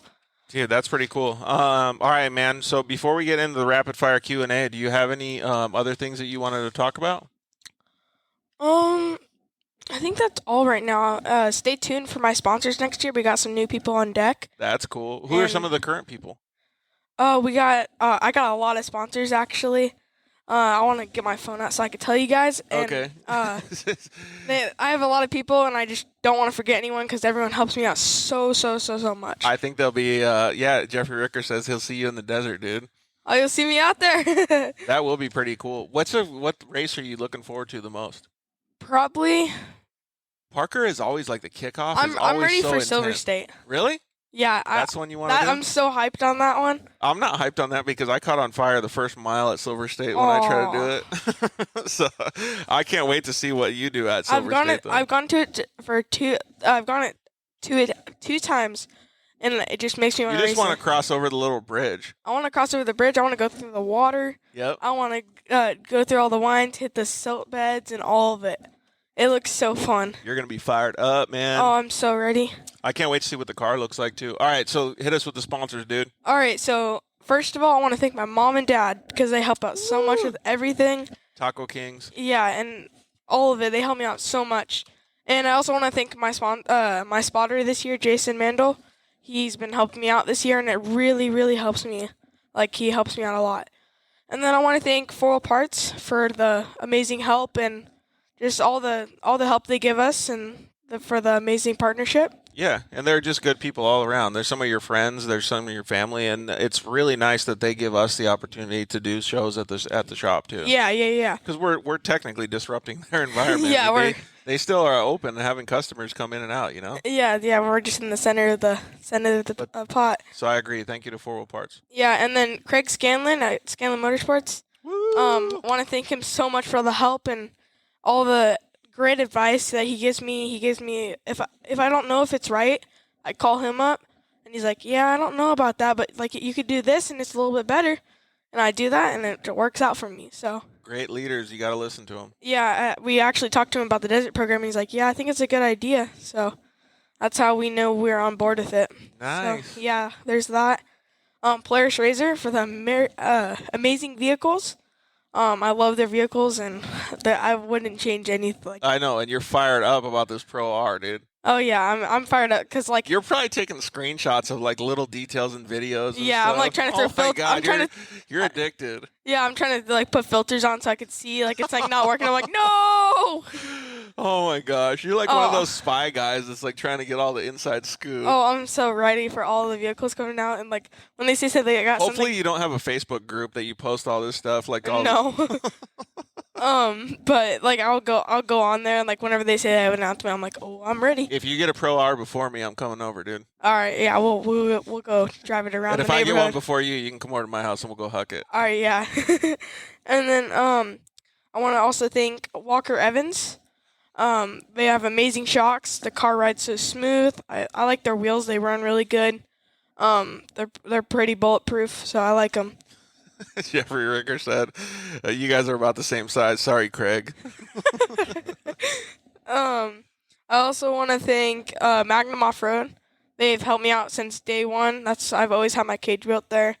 They always come to help me out. They always let me come over during the summer and help out, and I just learn a ton from them. That's cool that you do, that you give back to them, though, too. Like, that you learning and going down to the shop and helping is just like your sister helping you in the garage. Like, even if you're just getting tools for those people, like, they appreciate that tenfold. Yeah, it's fun. We actually, whenever I was over there one time, we did a full car, and it was pretty cool to watch the whole process and, like, how good they are at all those little things and how good they can make it look. It makes you kind of like really want to perfect your own craft, right? Because you see how OCD they are about things, and it's not even OCD; they just get shit done, right? They get it done right too. Exactly. It's not like they get out there and do it. They do it right, and whenever they do it right, it looks really good. Yeah, 100%. And then Tender Tire, their bulletproof tire. Love their tires. I changed over to them this year, and they have so much sidewall grip. They ride so smooth. They're good to like, as soon as you press the throttle, they go. But like if you need to slide in, it won't like grip too much, and you get onto. But like you can slide in, and as soon as you hit the throttle, it goes straight. Yeah, they're like real predictable. Oh yeah, they save the situation a lot. They're really good tires. And then I'm just gonna go through now rapid fire. Rigid Motorsports, Rigid lights. Really good lights, really bright, really, really bright. Motul, Benchmark, PRP seats. Shreddy. Woo, yeah, PRP, Motul. Yeah, PRP. I love their seats. They're super comfortable. It's like a couch. I feel like they're even more comfortable than these lounge chairs that we got here. Yeah, for my iRacing simulator seat, I have a PRP seat. Dang, look at you, it's so baller. comfortable. I'm like, yeah, PRP seats. Shreddy is clothing. You guys want some socks? Shreddy makes them. They're really comfortable. Nice. Favorite socks and underwear. I'm wearing the cheetah today, so. Sierra Roma. Yeah, Sierra Roma ripping. Yeah, Shreddy Super ATV strong axles. Got Sam Performance, great bumpers. He does pretty good too. San Diego. Peach is a good guy. Yeah, I love Pete.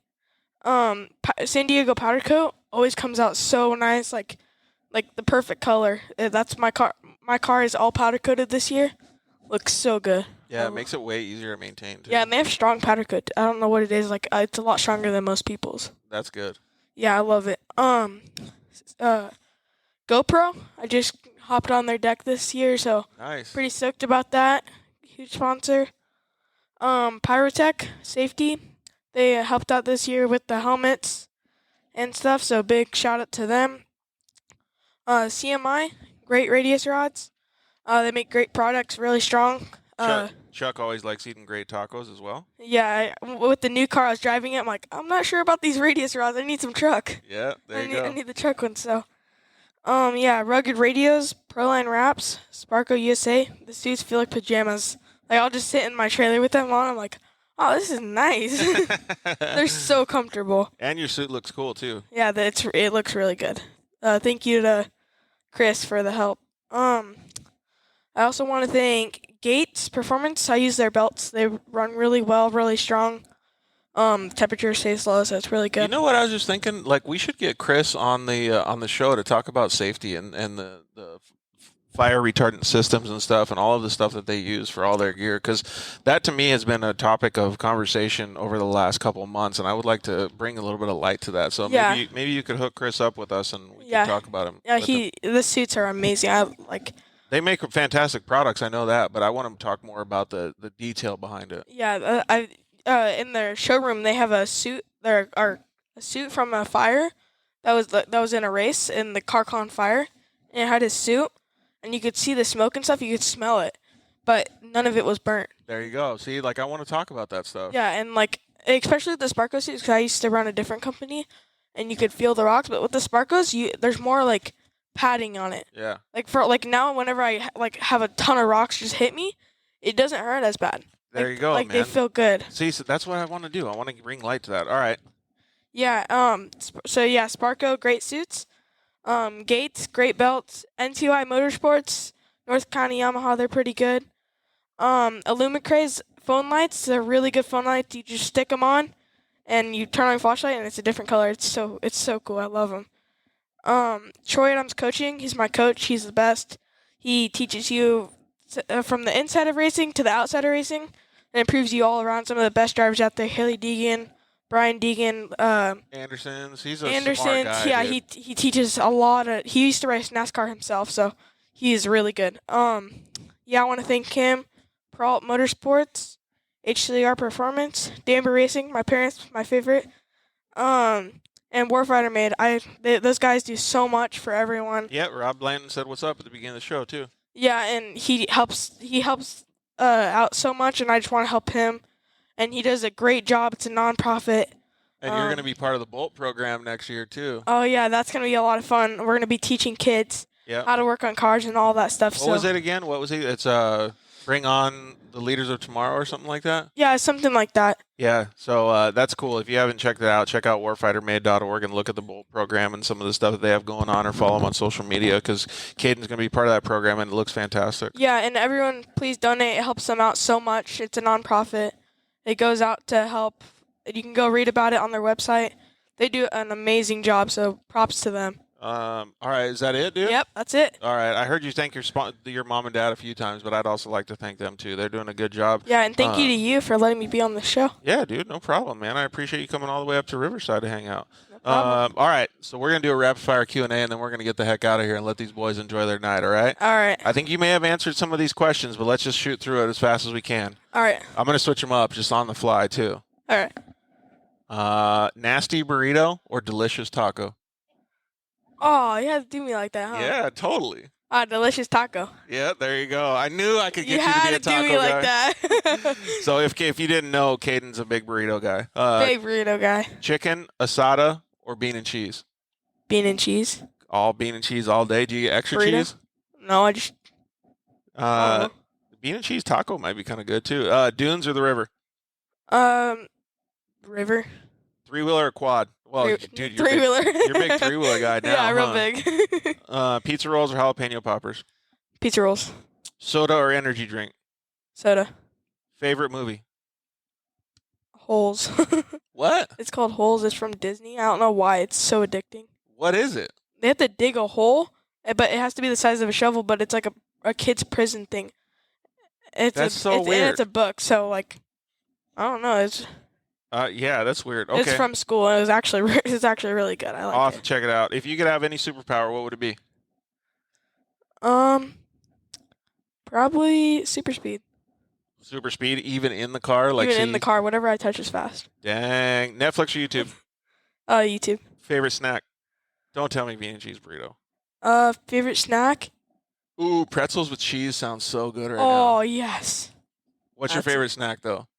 Favorite snack is probably... Like, what are you trying to get at the store when you're on the road to all these races? Beef jerky? Ooh, that sounds pretty good right now, too, huh? I'll probably do fruit snacks. Oh, you're going fruit snacks? I like fruit snacks. Like a fruit roll-up? That, too. I don't know. I like... something along... This one's going to be a really hard one. Oh, God. Trophy truck or Pro R? Pro R. Dude, side-by-side guy right there. I appreciate that, man. I can't wait. It looks so fast and fun. What other form of racing would you like to try? Probably legend car racing. What's that? They're like an older body car. Oh, it's circle track racing. Yeah, circle track. Yeah. On asphalt or dirt. They look You're pretty great. young, and your mom's sitting right in front of you, but I'm going to throw it out there anyways. Who's your celebrity crush? I don't have one. You don't? No. Not even like, I don't even know who's in your age bracket. Like an Ariana Grande or something? I don't even know. Yeah, I don't know anyone. All right, chips and guacamole or French fries and ketchup? Chips and guacamole. What about if you had chips with bean dip, since you like bean and cheese so much? Are you going bean dip or are you going guacamole? Guacamole. Yeah, a guacamole all day. Guacamole's good. Guac is life, right? Yeah, I mean, if it's nachos, that's nachos. Nachos with guacamole. Oh, that would, yeah. Yeah, that's life, dude. That's life. Guac is life. That's what I say to everybody. That's all called right. that's paradise. Well, we really appreciate it, man. This was a short little show, but I think we got a lot of the questions that people wanted to hear out there, and understanding how to run a race program. I think you guys are doing a fantastic job, dude, so keep up the good work. Thank you. And congratulations on elevating your, next year you're going to do it, but elevating your professional racing to the next level, dude, and going out there and doing desert racing. Thank you. I wanted to change it up. It's 6 years in works. So. Does that mean that you're going to do any other racing or just desert? So I'm doing desert, and then I'm doing selected works. That's cool. Because I feel like I need to keep my skills sharp on that side, and also focus on desert to grow on that side. You need to keep your parents' miles really high on all their cars, so they just keep driving you to all these races. I think you're doing a great job, and I really commend you and your parents and your whole team, all of the people that support you, sponsors, everybody, for sticking with you and understanding the goals that you have for the future, because it's not just you achieving those goals in off-road racing, it's creating you and making you into this person that you're going to be at a later portion in life, and you're going to be a fantastic person. We can already tell, dude. Thank you. All right, so we owe all you guys in the audience a really, really special treat, I guess you could call it. So please visit the sponsor deals page on thedirtlifeshow.com. You can get a bunch of discounts on all your favorite products. I know a lot of people are hitting the trails and their side-by-sides, dunes, all that stuff. So go save some money, do yourself a favor, and buy the best products at a discounted rate on the sponsor deals page on dirtlifeshow.com. Next week's show, I don't know if you know her. Her name is Amanda Sorensen. Oh, yeah, I know her. Yeah. She's really good at drifting. Yep, and her brother. We're going to go up to Las Vegas and have a show with them. So that's cool. It'll be pretty fun. Yeah, so you're going to be in Mesquite coming back down while I'm going back up there. So it'll be cool. So pay attention to next Monday's show. Amanda Sorensen and her family, just awesome racers as well.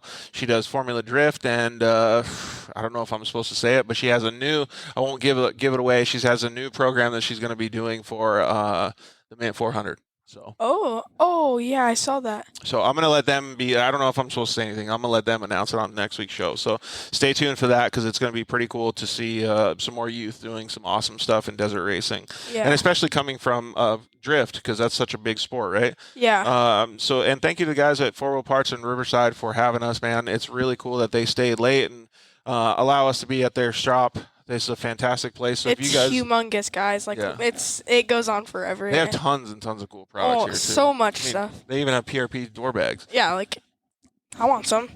I know, right? I mean, I got some. I want more though. I These love ones it. These ones kind of look like carbon fiber. But anyways, please come and check them out. Support them. They got a fantastic shop here, and they're all in Southern California where we are, or they're across the country. So if you want to go to any 4-wheel parts store, please go and check them out and tell them that the Dirt Life Show sent you guys over there.